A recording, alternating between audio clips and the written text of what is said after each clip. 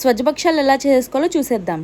1 glass రవ్వకి 2.5 glasses water, అలాగే 2 glasses పంచదార వేసేసుకొని ఇలా ఉప్మాలాగా ఉడికించుకోవాలన్నమాట. నేను కొంచెం యాలకుల పౌడర్ కూడా వేసాను, మంచి టేస్ట్ వస్తుందని. ఇప్పుడు అది చల్లారిన తర్వాత ఇలా ఉండలు చేసుకొని, ఇప్పుడు మనము పూరీ పిండిలాగా మైదా పిండిని లైట్గా సాల్ట్ వేసేసుకొని ఇలా కలుపుకోవాలి. తర్వాత చిన్న చిన్న ముద్దలుగా తీసేసుకొని, అప్పడాలు ఒత్తుకుంటాం కదా, అప్పడాలు ఒత్తే కర్రను తీసేసుకొని, ఇక్కడ కవర్ వేసాను కదా, అలానే ఒక బండ మీద కవర్ వేసేసుకొని దానికి ఆయిల్ రాసేసి ఈ మైదా పిండి తోపుపిండిని పెట్టేసుకొని లోపల ఒక ఉండ పెట్టేసుకొని ఇలా పూరీలాగా ఒత్తేసుకోవాలి.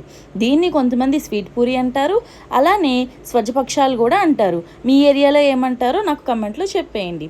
అయితే ఇలా ఒత్తేసుకున్న దాన్ని ఆయిల్ హీట్ ఎక్కిన తర్వాత దాంట్లో వేసుకొని వేయించుకోవాలి. నాకైతే చాలా ఇష్టం అండి. మీకు ఇష్టమేనా? బాయ్.